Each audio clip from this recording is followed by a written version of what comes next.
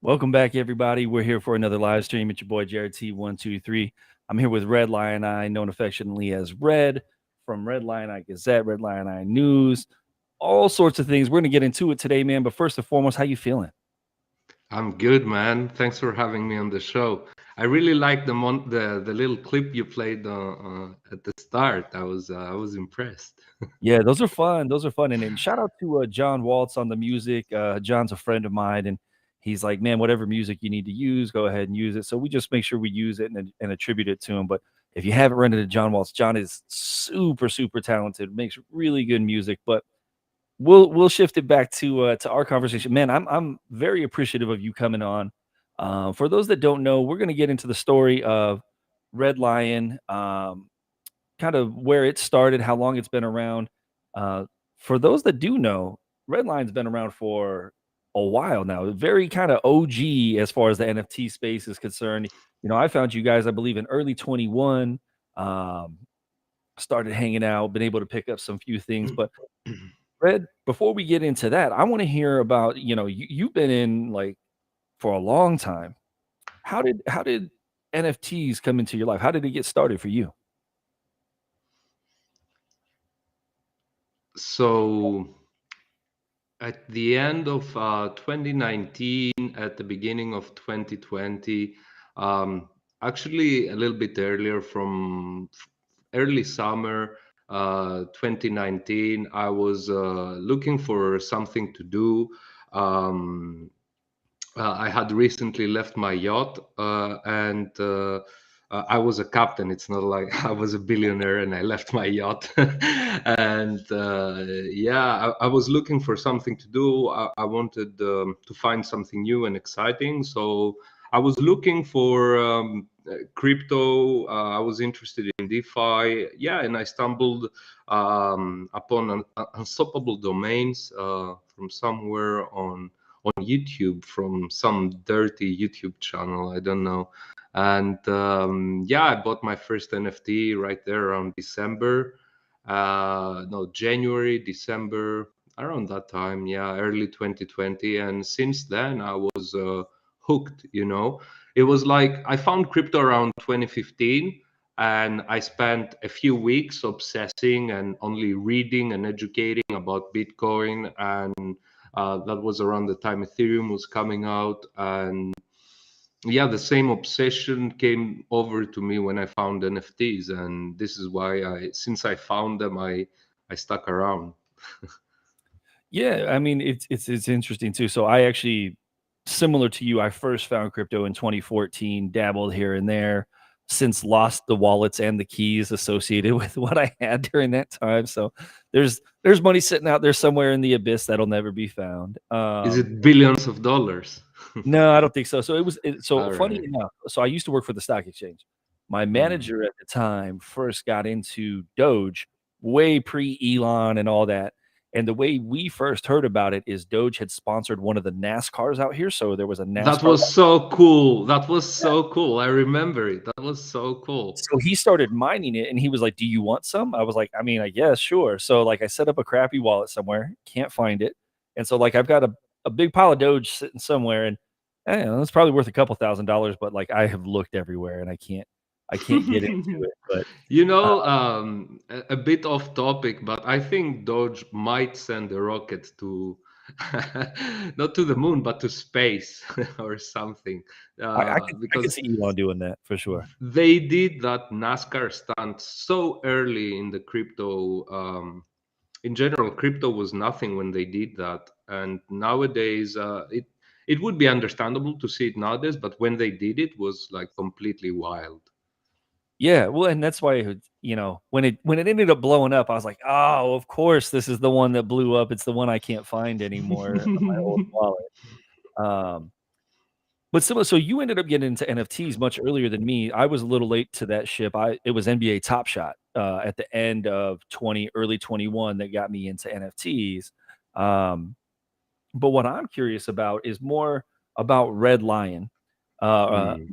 as an entire publication, I really enjoy it. I really encourage anybody out there to check it out.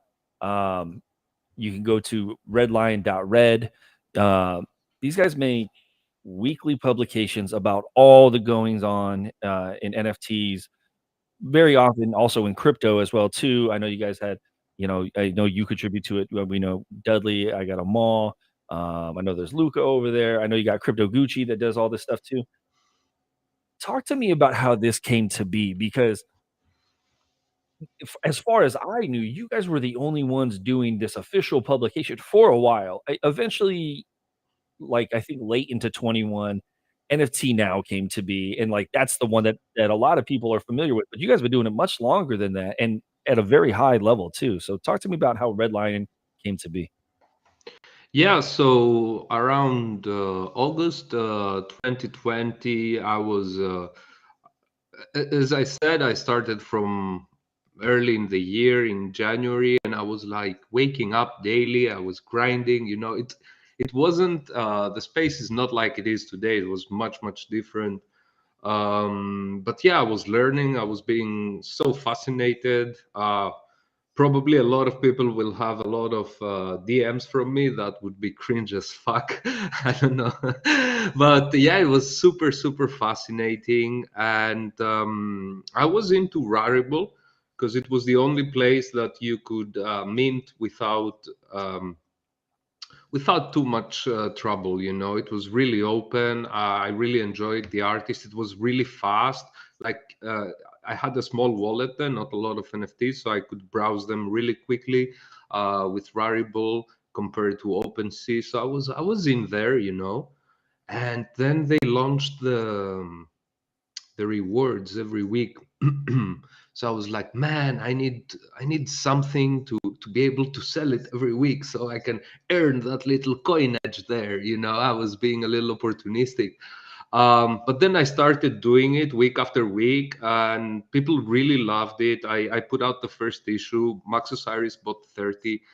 Um, uh, and not 30, but like I don't know, 15. He bought a lot. In total there is like 30 issues, which like for a first one it was huge, um to make this. And then people are like, oh, but you should have articles. So I gradually was doing it, like I was doing it all alone. I'm not an artist, like a technical, like I cannot create with Photoshop and stuff like that. So what you see in the first 9 covers is what I did, which was awful, but yeah, it is what it is. Then I also was writing the articles, and I'm not a writer, but I became fascinated with the idea, and I started looking more into it, and I fell in love with journalism and with Web3, and I wanted to educate and show people what is this all about, and that it's not some kind of um, get rich quick scheme and like shit art that nobody understands, and um, people make millions of dollars. I wanted to become something. And this is when Dudley joined the project, and we took things to the next level. It's done really well. Again, want to encourage everyone to get out there, and you guys have done anywhere from edition drops. I want to touch on how you guys did an art blocks thing. Mhm. Um, We were the 36th project number 36 to do a drop with art blocks, and massive shout out for actually allowing us to collaborate. And first of all, art blocks was not as huge at the time, so it was a friendly platform we knew personally, and we were like, hey, we did this wonderful thing, we want to launch it there, and they said yes. And I was like, oh, let's do it on Curated. And they were like, no, that's for a factory. But looking back, I'm very grateful that they allowed us to be part of that journey so early on. yeah, I like the team over there. I admittedly I went crazy with a couple of those. I think I have 10 or so, give or take. So I've got a handful of them. I want to talk about what you guys have more recently kind of morphed into. So you still do the editions, but you're also doing a one-on-one kind of a special cover. Talk to me about that. Yeah, so as I said, we started completely in a garage, and sometimes I laugh with Dudley. He's like, "We are still not out of the garage, man." I'm like, "No, no, no, we are." Um, but yeah, looking back at the collections, at the first year, okay, we did. It was like basically we proved the concept. It's actually this a weekly magazine that. Records all the news, global events, NFT news, and historic NFT news, of substance into an art cover. And we do this weekly. We have nailed down the production every week. It's extremely difficult. So yeah, like the first year, let's say it is like the OG or like the proof of concept, and then the concept evolved as every week a cover comes out. We would sell specific amounts, and then at the end of the year we would make a limited edition book that would have the whole year, and this kind of um, shaped the concept then to have it as a yearly collection. And every year we do a lot of improvements, we update, we upgrade. And the new system we just launched, it's aimed to have a very positive impact on the project because it offers a very low price point of just $25 or 0.019 per gazette, but you get the JPEG edition. And we have a legendary auction where you can get a 1 out of 1, which is for collectors who are looking for something more exclusive. And yeah, this sort of like serves both ends of the spectrum. And we constantly upgrade and update what we are doing. We try to keep it fresh. So this is the system for this year, and it will work like that. And for the next year, it will be even better. Yeah, and I love that. I love you guys hit both sides of the spectrum, like you're saying. I think that's completely necessary. Um, I want to throw in there too for anybody that is now being introduced to this or hearing about this. But sorry, I would like to put an asterisk there. I don't know if I'm over explaining this, but we did it in a very gracious way. And the first 2 years, 2020, 21, and 22, all of them were full works with not only visual but audio design,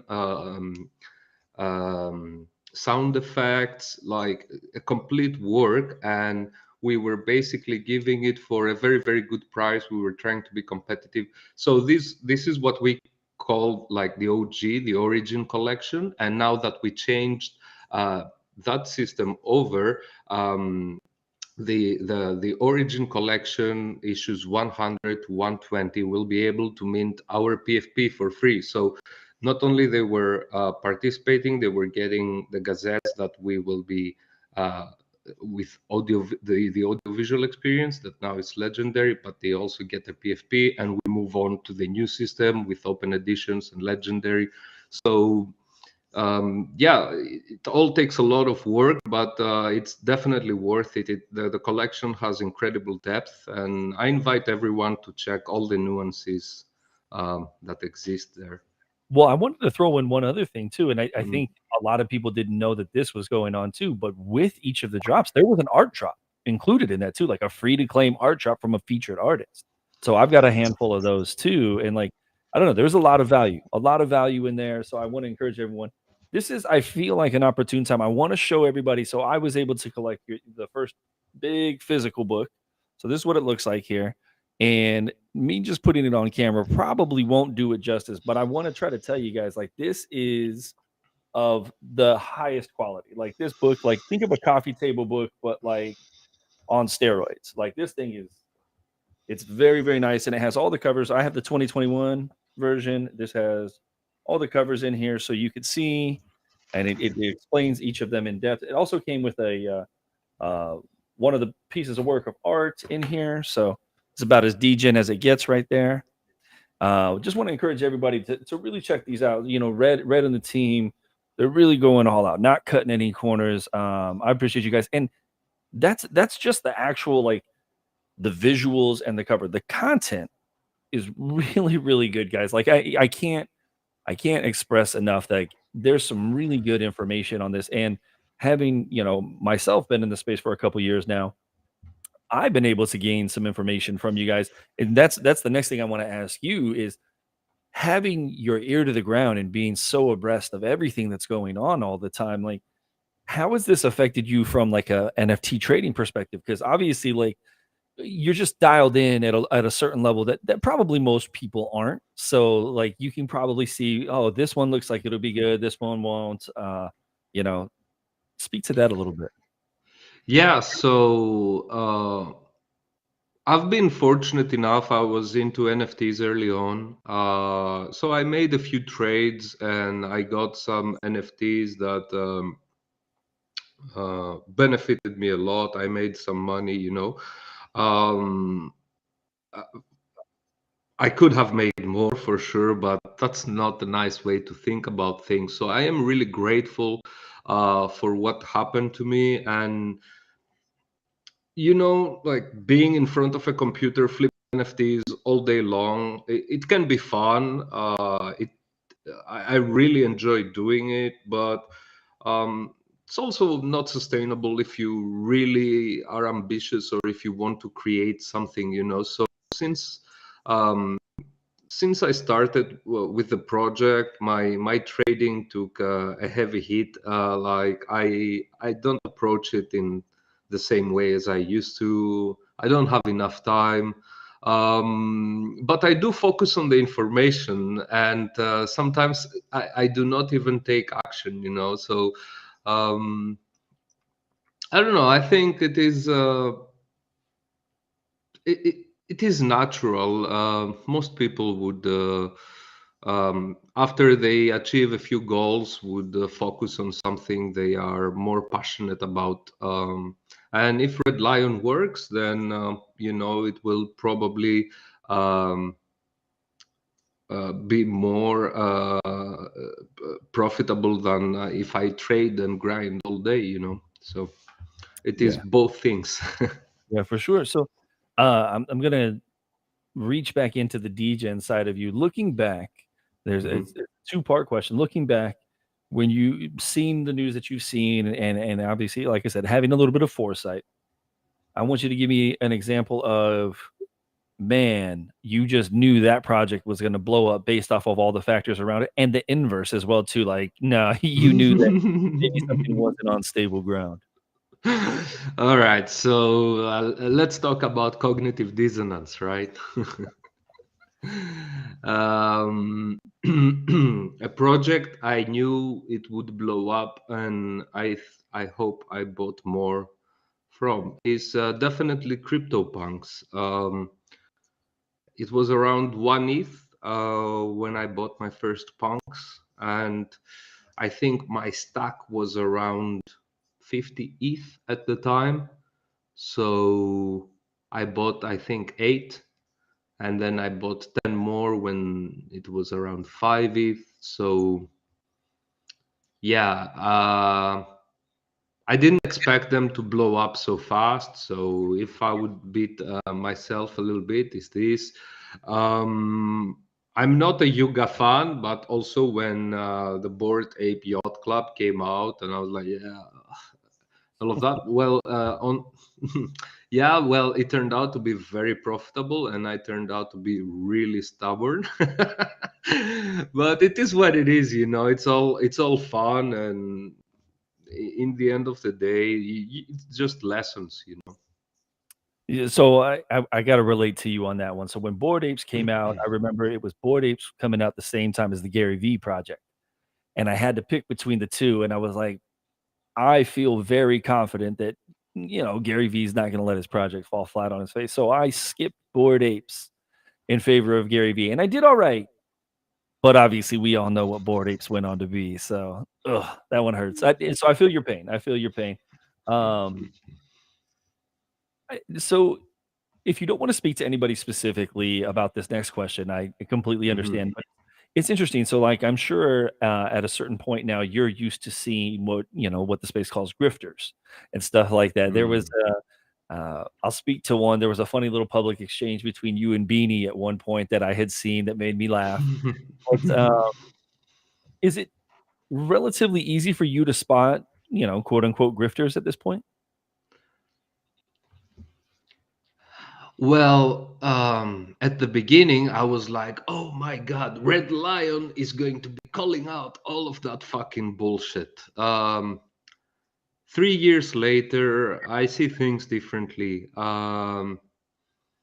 There's grifts all day long, and there's grifters, and what really hurts me is not that they exist, is how much interest they are getting. So instead of being bitter about it, I'm trying to provide, the other side, the flip side. I'm trying to provide the alternative.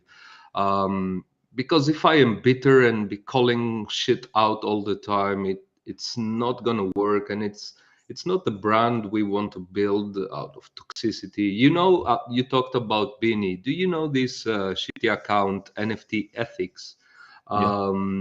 that exposed him, doxed him? That anyway.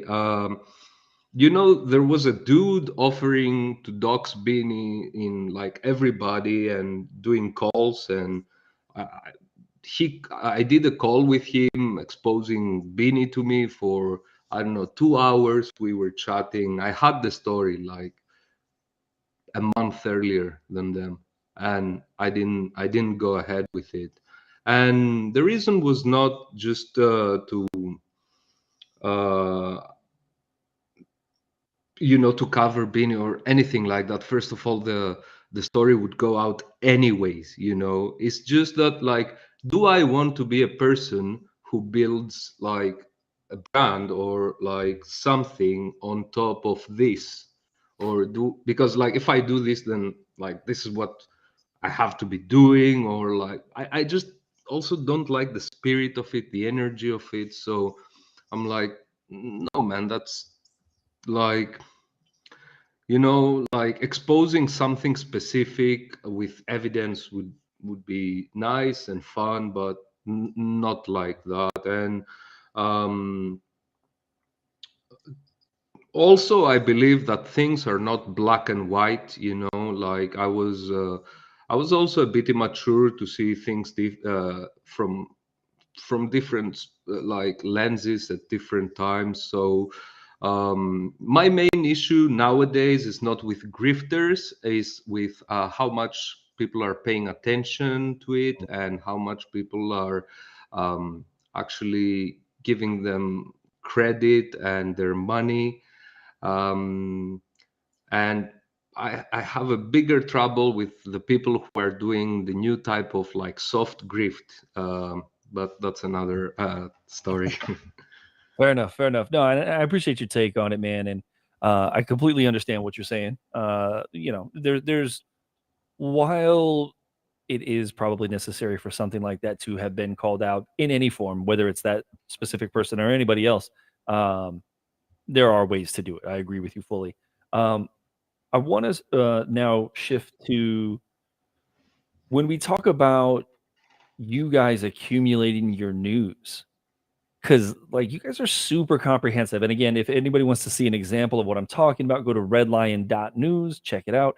But when you guys come to getting your news, like, is it just keeping your eyes open? Like, how do you set up to get all the information all the time? Because it's a lot, and it's truly kind of redlion.news is an aggregation of sorts. Yeah, And it's we are not the first. that's okay. You don't have to be the Yes. first, and, Mm, I'm big on, like, who cares if you're the first type of thing, but I think you guys do it really well, but I'm curious thank as you. to your aggregation method.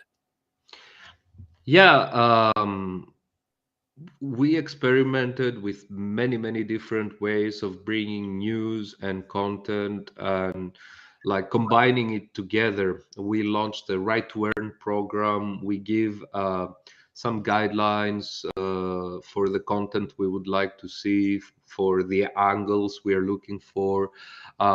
Shout out to Jose, has created an infinite idea generator for articles and angles for us. But if I was to summarize it, is that in Red Lion you will read what you will not read anywhere else, and we don't have any investors on the news side of things. We don't have anybody pushing any buttons. We try to be as unbiased as possible. Of course, people have their own personal biases, but since we have a plethora of people publishing with us, we try to more or less be unbiased. And this is why we soft rebranded the collection from Red Lion Eye Gazette to Red Lion Gazette like a year or two ago. So it doesn't have to do anything with me personally and my strong opinions.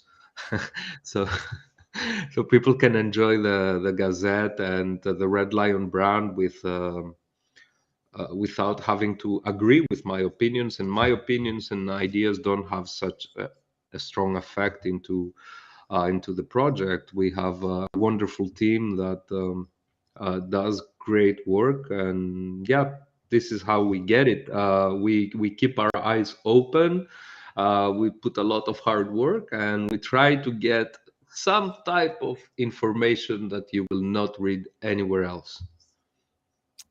I think you guys do a great job of it again. And I know this is going to sound like I'm plugging you guys all day, but emphasize everybody, check out redlion.news. If you want to follow on Twitter, it's at Red Lion. Couple more questions, and I won't hold you too long. What do you think about open editions coming back into the fold? Like, I know we had the big Nifty Gateway thing, and now all of a sudden, like, OE is like the big thing again. How do you feel about it? What do you think this evolved? I think Nifty Gateway was right for all along. That's it. Open editions is just a tool, you know. It just it's a decision. If it goes with your concept, if you want to have an open edition as an artist, go ahead. It has been embraced by community and collectors. Pioneer on that was Nifty Gateways, and when they did it, we all, including myself, we were all toxic about it. So apologies for that, and they were fucking right and we were wrong. And yeah, you see, technology and good ideas are being adopted. Does not matter what's your opinion in the long run. I agree, and I just wanted to add in there, I for my own side of things, I think open editions is exactly what you said. I think it is just a tool, and it's just a, everyone worries about the scarcity of things, and I think you can control that with price. Like, so if you're worried about scarcity, set your price higher than open edition. Then we're not guessing what the supply is. It's all a matter of concept. I mean, like, just weave it into your work. Why is this open edition important in your tokenomics or your ecosystem? What is the concept? People, if the narrative is there and the tokenomics are good, doesn't matter the issuance or whatever, it's gonna work. Yeah. Yeah, but I just, again, I like people not having to guess their supply, and if it fits their story, like you're saying, I agree with that. I want to shift over to the music side of things. So we're seeing a lot more music being ramped up these days. I had seen that you guys recently interviewed Domino, and there seems to be an interest in music, but it's not quite it has not peaked like how art had. What do you think is the catalyst? I know this is a big question, but what do you think the catalyst might be for music to maybe reach a little bit more of a larger scale type thing? Well, how do you listen to music? Do you have Spotify, YouTube, or Apple Music? Both. I listen to all of it, but yeah. So you have like 2 out of 3 subscriptions probably, right? Or 3 out of 3. Yep. Right. Okay. I only have YouTube Premium. It costs me $8 a month, and I have access to all the fucking music in the world. and even live performances, and all in great quality. And all I have to do is press play, and then when I'm listening to it, it plays music that I fucking like, and it only plays music that I like, right? And this product is so good, so in order, if you want to compete that, you cannot compete it with $1,000 drops, 1,000 editions, and no NFT player or you cannot play these songs on your phone. There's no application, there's no ecosystem. um so I see that very problematic, and that's just my personal opinion. um, I have said a few bits here and there on interviews that we chat with music artists, and I ask their opinion about it, and if they see this as a good thing or a bad thing. I just don't think that there is a reason enough to buy music NFTs as they are being presented, and um, as uh, uh, the way they spin the technology. I don't see that having, you know, a lot of adoption from, because like most of the people consume music to be entertained, not as collectors. So I don't know. Definitely there might come something out that is much better, more efficient, pays artists, or it's like some sort of like subscription service, but the profits go back to the artists, or I don't know. Yeah. But yeah, I find it very difficult with music NFTs to progress as they are right now, and that's just my personal opinion. Yeah, yeah, no, and that's fair. And I will say that there's a few things. So off the top, there's two streaming services that I know. There's both Audius and Emanate. There are music aggregators like Ooh La La and Spinamp and some and Future Tape, things like that, where we're starting to see the aggregation of it. But I agree, you know, I don't want to have to necessarily choose like let me listen to the music in Web3 or let me listen to Spotify. I want to be able to listen to all of it, type of thing. So I agree with Mm, you as far as that's concerned. And I do think that, however this ends up spinning, there needs to be kind of a value, right? And this is coming from like I'm a really large music collector. Like I would say that like as far as music collections are concerned, I probably have one of the larger collections. But all that being said, in terms of if we're looking at mainstream adoption, like I think that we do need to see more of a value add to the everyday person type of thing. So, uh, and I know people will talk about like streaming royalties and things like that. I don't know that that's necessarily the answer, but all that being said, we're still figuring it out. Um, I was thinking a lot about about that, and I have talked with a lot of smart people in the field, and there will be advancements, and there will be a reason to do things. For example, a simple one is like you can stream it or have access to this artist music from the application, but they also drop the album as a digital physical NFT, and you can get like a vinyl record, 100 pieces. Some artists would love to do that, and they do have 1,500 fans that definitely would love to have something like that. So and there there's is. vinyl too. Mhm. The NFT can fit into music. Is just we have to find the right system for it. Yeah, and I think whether that's helping maybe get a tour funded or maybe get an album funded and tying in Hmm. different things like that, I think that that can help. So On Chain Records, want to shout out On Chain Records, like they do a lot of vinyl type things. I actually have a few pieces of vinyl from the music side, so there are people out here doing it. Um, what I want to wrap up with, man. So first and foremost, I want to say thank you again. I very, very, very much appreciate your time and coming on here. And we could talk about all this stuff all day long, especially like if we got more into DeFi and like some of the crazier things out here. Um, but I want to encourage everybody to check out Red Lion. So it's at Red Lion. If you go to the website, it's redlion.news. And you guys have a new cover coming out today, right? Yes, in a couple of hours, more or less. I hope Dudley has it ready. He was supposed to be here in the interview with us, but he had to stay in to to do the cover. But it's coming out in a couple of hours. Yeah. Someone's got to get the work done around here, right? So, Yeah, that's true. but I want to leave it to you, man. At this point, like anything to look out for, anything you want to leave the audience with, the floor is yours.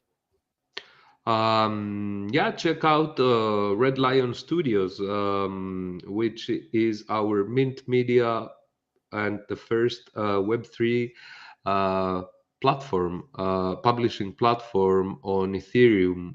We do incredible complex artistic collaborations, and we do community books such as the Punks book, and we're coming up with some other amazing books. So look out for that stuff. I think this is the new meta on NFTs, and we have been at it since 2020. So if you like cool stuff, definitely follow us. And thank you so much for having me on the show. I really appreciate it. Of course, man. Doors open to you anytime you guys want to come on and share some news. I know you guys are doing cool things, and I love to hear about it. So, thank you everybody for tuning in now or after the fact. If you got any questions, like I said, you can reach out to Red, you can reach out to us, and there's lots of cool things going on. So until tomorrow, peace.